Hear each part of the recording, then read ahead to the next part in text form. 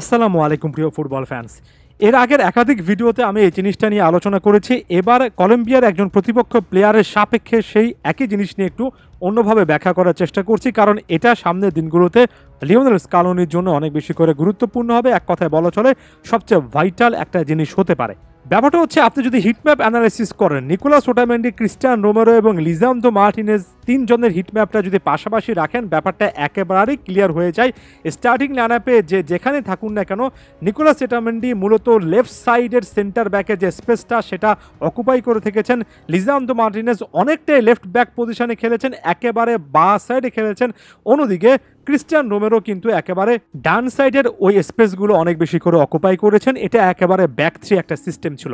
আপনি যদি এবার গঞ্জালো মন্তিয়ালের হিটম্যাপের দিকে তাকান এবং পরবর্তী সময়ে আপনি যদি নাহুয়েল মলিনার হিটম্যাপের দিকে তাকান, দেখবেন যে তারা নিজেদের হাফে অনেকটুকু হাই অন দ্য পিচ ছিলেন এবং কি একটা বড় অংশ সময় তারা অনেকটা ওই যে রাইট উইংয়ের পজিশনে ছিলেন, অর্থাৎ প্রতিপক্ষের ডিবক্সের বাইরে উইং ঘেঁষে ওই জায়গাগুলো অকুপাই করেছেন। এখন কেন করেছেন সেটা নতুন করে ব্যাখ্যা করতে চাই না, এর আগের একাধিক ভিডিওতে একই কথাবার্তা বলেছি।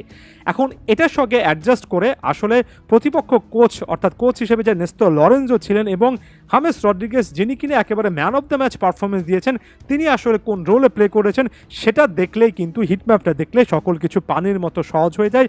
হামেস রড্রিগেজ, যিনি কিনা মূলত আপনি ফরমেশন পিকগুলোতে দেখবেন একজন রাইট উইঙ্গার হিসেবে স্টার্ট করেছেন, বা রাইট হাফ স্পেসে যাকে অনেক বেশি দেখতে পারার কথা, তার আপনি যদি ওভারঅল হিটম্যাপটা দেখেন তাহলে দেখবেন যে লেফট উইংয়ে অনেকটা লুইস ডিয়াস যে জায়গাটায় খেলেন সেখানে তার রেড জোনটা অনেক বেশি, এবং লুইস ডিয়াস লেফট উইংয়ের ওই জায়গায় একই স্পেস যেমন অকুপাই করেছেন, মাঝে মধ্যে রাইট সাইডে রাইট হাফ স্পেস এসে ডিবক্সটা টার্গেট করেছেন। তবে এখানে হামেস রড্রিগেজের হিটম্যাপটা একেবারে পরিষ্কারভাবে বুঝিয়ে দেয় যে হামেস রড্রিগেজ মূলত আর্জেন্টিনার যে রাইট ব্যাক পজিশন, রাইট সাইডে ডিফেন্সের যে অবস্থান এবং সেখানে যে একটা নরবরে সিচুয়েশনে তৈরি হয়, বিশেষ করে গঞ্জালো মন্তিয়াল কিংবা নাহুয়েল মলিনা যখন উপরের দিকে ওঠেন তখন হামেস রড্রিগেজ সেই জিনিসটা আসলে অকুপাই করার চেষ্টা করেছেন, সে স্পেসটুকু এক্সপ্লয়েট করার চেষ্টা করেছেন এবং রড্রিগেজের মোটামুটি অবস্থান কিন্তু ওই জায়গায় ছিল এবং পুরো মাঠে একেবারে ফ্রি একটা রোলে খেলেছেন।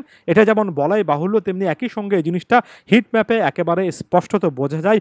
মূলত ওখানে আর্জেন্টিনার রাইট ব্যাক পজিশনে বা উইং ব্যাক পজিশনে মন্তিয়াল মলিনা যখন উপরের দিকে উঠেছেন তখন হামেস রড্রিগেজ বারবার সেখানে চলে গিয়ে সে জায়গা থেকে আসলে গেমটা কন্ট্রোল করার চেষ্টা করেছেন। এটা এই ম্যাচগুলো সম্পর্কে বা পার্টিকুলার এই বিষয়টা সম্পর্কে আমার লাস্ট ভিডিও, তবে তার আগে আরও একবার এই জিনিসটা বলে দিতে চাই, পরবর্তী ম্যাচগুলোতে Nicolas Otamendi, Cristian Romero, Lisandro Martinez তিনজন সেন্টার ব্যাককে একই স্পেসে বা সেন্টার ব্যাক স্পেসে না খেলিয়ে সত্যিকার অর্থে লিসান্দ্রো মার্টিনেজের জায়গায় একজন ভালো মানের লেফট ব্যাক মার্কোস অ্যাকুনিয়া হোক, ভ্যালেন্তিন বার্কো হোক, নিকোলাস তাগলিয়াফিকো হোক, ক্রিস্টিয়ান রোমেরো এবং নিকোলাস ওটামেন্ডি, এদের মধ্যে ওটামেন্ডিকে সরিয়ে ওটামেন্ডির ওই জায়গাটাতে যেটা আপনি ফরমেশনে দেখতে পাচ্ছেন এখানে ক্রিস্টিয়ান রোমেরো এবং ক্রিস্টিয়ান রোমেরোর এই স্পেসটাতে লিসান্দ্রো মার্টিনেজ অর্থাৎ লেফট সাইডের সেন্টার ব্যাক হিসেবে তাকে খেলানো, এটা আর্জেন্টিনার জন্য সবচেয়ে মোক্ষম একটা ডিফেন্স লাইন হবে, যেখানে রাইট ব্যাক পজিশনে মন্তিয়াল মলিনা যেই খেলুন না কেন তাকে অতটা উপরে উঠতে না দিয়ে রড্রিগো ডি পলকে তার জায়গায় ধরে রেখে রাইট উইঙ্গে দরকার হলে একজন উইঙ্গার ব্যবহার করা হবে এবং উইঙ্গারে মূলত উইঙ্গের স্পেসটুকু অকুপাই করবেন। সেটা নিকো গঞ্জালেস হতে পারেন অপর উইঙ্গে, সেটা ভ্যালেন্তিন কার্বোনে, মাতিয়াস সুলে হতে পারেন, সেটা মাঝে মধ্যে পাওলো দিবালাও রাইট হাফ স্পেসের প্লেয়ার হিসেবে হতে পারেন। এটাই সলিউশন। এই জিনিসটা নিয়ে বারবার করে বলার কারণ একটাই, একেবারে হাতে কলমে নানা অ্যাঙ্গেল থেকে দেখানো, যেটা আর্জেন্টিনার জন্য সমস্যার কারণ হয়েছে এবং এটা পরবর্তী সময়ে আসলে কোনো সমস্যার কারণ হওয়া উচিত নয়। ধন্যবাদ সবাইকে।